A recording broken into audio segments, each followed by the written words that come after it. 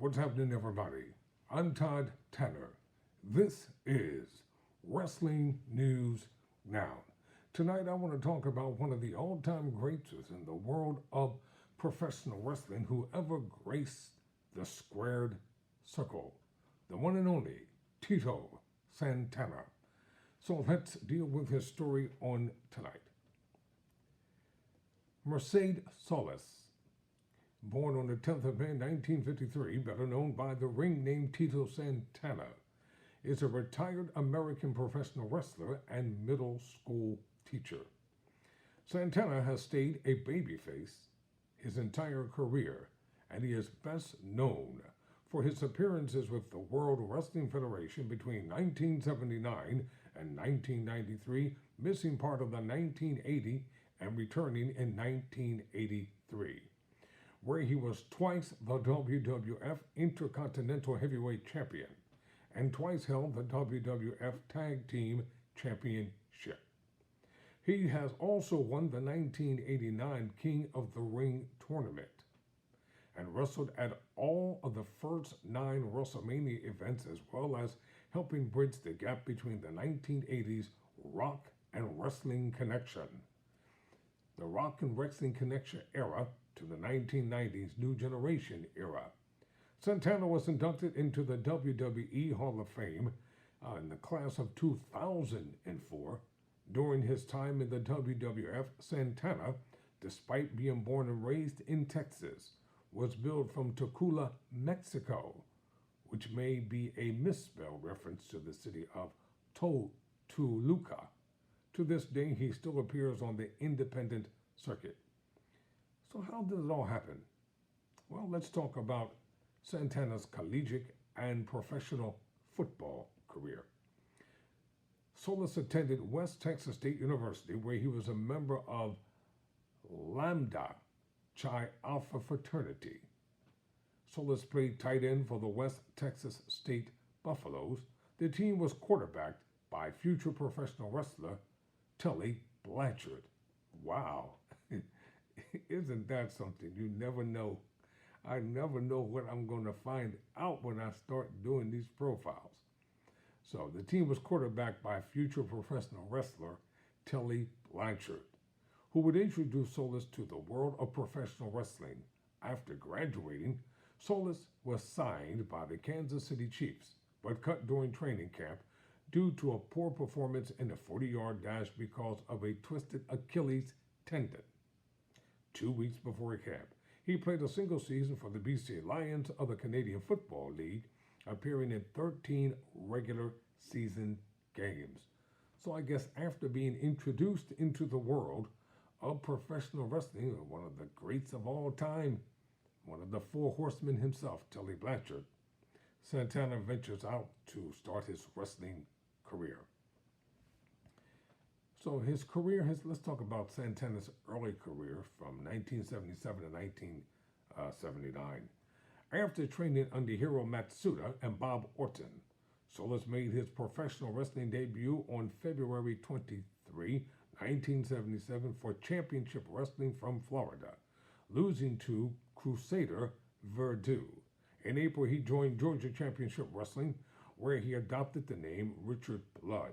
In January 1978, he moved into the Mid-Atlantic Championship Wrestling, where he wrestled for a calendar year. He also toured with All Japan Pro Wrestling in October and early November, reverting to his real name, Solis. Joined Western State Sports in 1979, winning the NWA Western States Tag Team Championship with the Mr. $1 Million Man. Everybody has got a price himself, Ted DiBiase.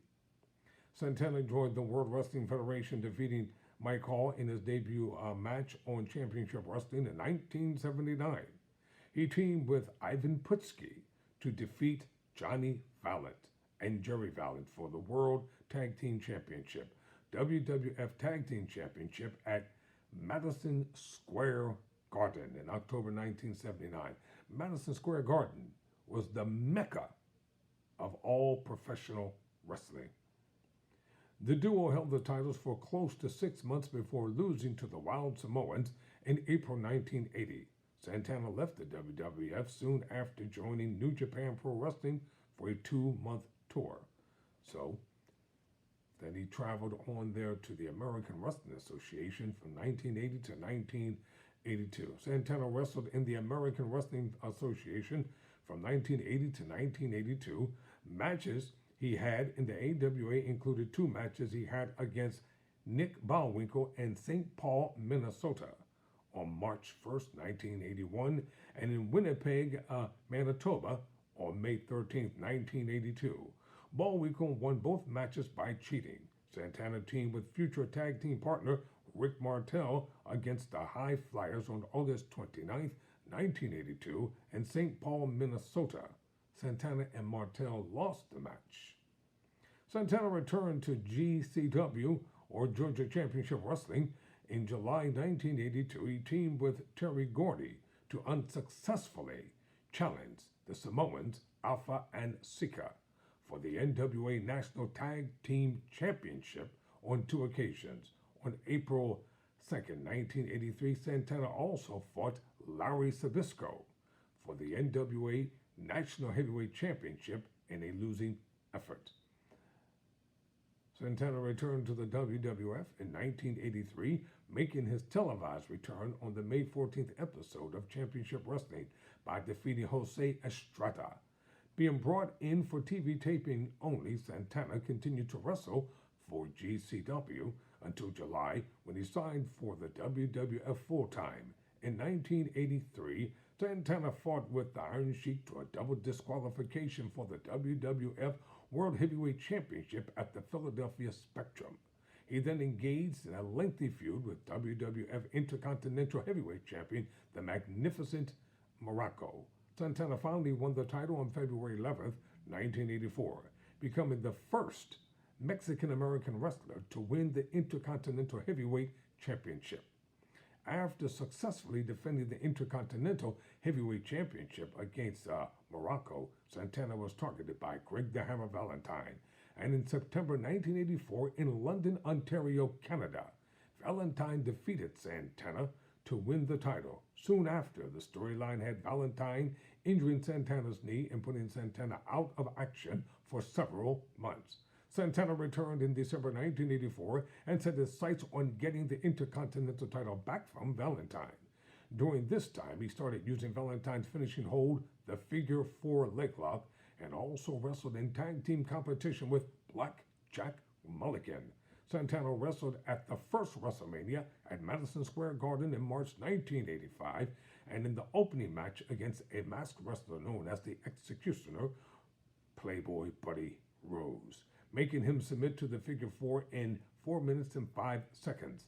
Santana made an appearance in the ring later in the card during the Intercontinental Heavyweight Championship match between Valentine and Santana's friend, the Junkyard Dog. Wearing street clothes, Santana rushed to the ring to inform referee Dick Kroll that Valentine had used his feet on the ropes to help pin the JYD, despite having already called for the bell. Kroll restarted the match, and incensed Valentine was counted out as he did not get back into the ring to continue. To be continued, the one and only Tito Santana. Hope you like it. Hit that like button. Also hit the subscribe button. Need to get those subscribers up, y'all. Come on and help our brother out. Can't do this by myself. Hit the subscribe button to our Wrestling News Now with Todd Tanner. So until next time.